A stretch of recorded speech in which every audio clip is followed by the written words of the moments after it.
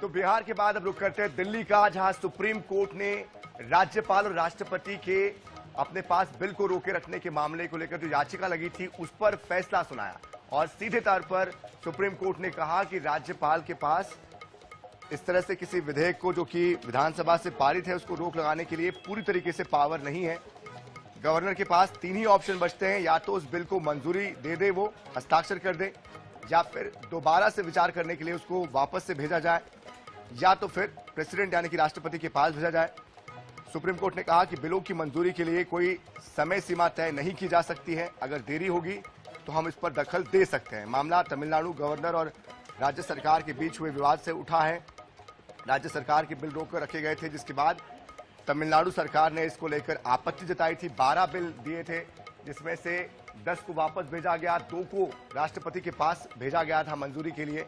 तभी से ये विवाद लगातार गरमाया हुआ है।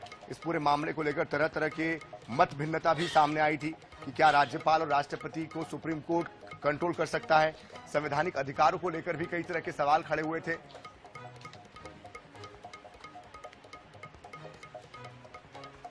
और इस बीच हमारे साथ तनुज दीक्षित जी जुड़ चुके हैं, अधिवक्ता सुप्रीम कोर्ट। तनुज जी, बहुत स्वागत है आपका। जिस तरह से एक बार फिर से इस बिल को लेकर सुप्रीम कोर्ट में आज जो सुनवाई हुई है, आपसे हम ये समझना चाहते हैं कि ये जो महीन लाइन है गवर्नर के और राष्ट्रपति के अधिकारों को लेकर, इस फैसले के जरिए, सुनवाई के जरिए क्या कुछ वो स्पष्ट हो पाई है? हाँ, बिल्कुल स्पष्ट है। जिस तरीके से महत्वपूर्ण 14 सवाल जो रखे गए थे माननीय सर्वोच्च न्यायालय में, जिसके ऊपर बहुत ही स्पष्ट रूप से आज एक हम कहेंगे एक अच्छा डिसीजन भी आया है और क्लैरिफिकेशन भी मिला है, जिसमें आर्टिकल 200 के अंतर्गत एक गवर्नर कितने समय तक वो अपने जो है आदेशों को होल्ड कर सकते हैं, स्टेट लेजिस्लेटिव के ऑर्डर्स को होल्ड कर सकते हैं, इसको लेकर के क्लैरिफिकेशन मिल गया है। और उसमें राज्यपालों को होल्ड करने का कोई अधिकार नहीं पाया गया। इसके अंतर्गत केवल या तो वे उसको रिजेक्ट कर सकते हैं, या वो स्वीकार कर सकते हैं, या उसे वे राष्ट्रपति के लिए अनुशंसा पर भेज सकते हैं। केवल ये 3 ही तरीके से वो अपने राज्यों के प्रस्ताव को आगे बढ़ा सकते हैं। जी बिल्कुल, लेकिन राष्ट्रपति के अधिकारों को लेकर भी क्या कोई स्पष्टीकरण इसमें सामने आ रहा है? क्योंकि लगातार जो टकराव की स्थिति है वो बन रही थी और बार बार ये कहा जा रहा था कि राष्ट्रपति के अधिकारों को सुप्रीम कोर्ट दबा नहीं सकता। तो क्या ये जो कॉन्फ्लिक्ट चल रहा था ये क्लियर हो पाया?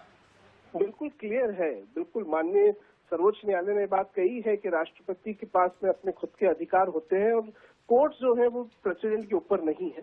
ये बात इन आदेशों से प्रूव होती है। जी चलिए, बहुत शुक्रिया तनुज दीक्षित जी हमारे साथ जुड़ने के लिए, तमाम बातचीत के लिए। तो देखिए, साफ तौर पर ये कहा है कोर्ट ने कि किसी भी तरह के जो बिल होते हैं उनको राज्यपाल अपने पास नहीं रख सकते हैं, उनको समय रहते उसको क्लियर करना होगा। अगर वो नहीं करते हैं तो उसमें फिर कोर्ट हस्तक्षेप कर सकता है और बहुत देर तक रखने से ये भी माना जाएगा कि वो मंजूरी उनकी हो चुकी है, जिसकी वजह से उनको एक तरीके से सहमति माना जाएगा। तो इस तरह से इन बिलों को देखा जाएगा।